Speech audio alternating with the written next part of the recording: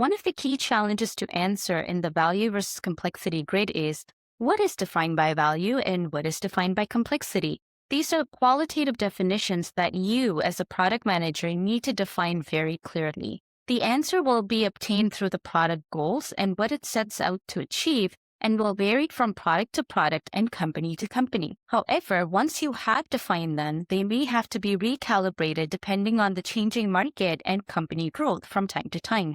The RICE matrix stands for reach, impact, confidence, and ease and effort. As mentioned before, value, complexity, use, experience, these are all highly qualitative words. They don't have any standardized numerical measurements that are consistent across the industry. And the reason for that is every company, every organization, and every industry has its own challenges. And to standardize the qualitative measurements will do no justice at all. So it is important as a product manager to ensure you understand the demands of your industry and organization and work towards establishing the norm required of your company. Now, going back to RICE, R stands for reach. This speaks to the volume of people the specific feature will touch. You can also bring in the concepts of time. For example, 10,000 transactions per month is a quantification of the reach. I stands for impact, and as expected, looks at how many people will be impacted by the feature. Needless to say, you're looking at the positive impacts of the feature, of course. Based on the numbers, you can set your own scale. For example, 3 stands for 10,000 users, 2 stands for 5,000 users, etc.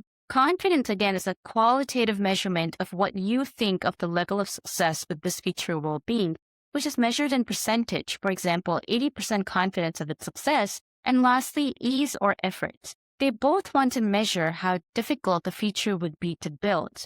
The easier it is, the lower the value. The difficult it is, the higher the value. For example, it takes 8 hours, that is 2 developers for 4 hours each. Once all of these values are assigned to each feature, it is a matter of applying the formula to calculate the prioritization score.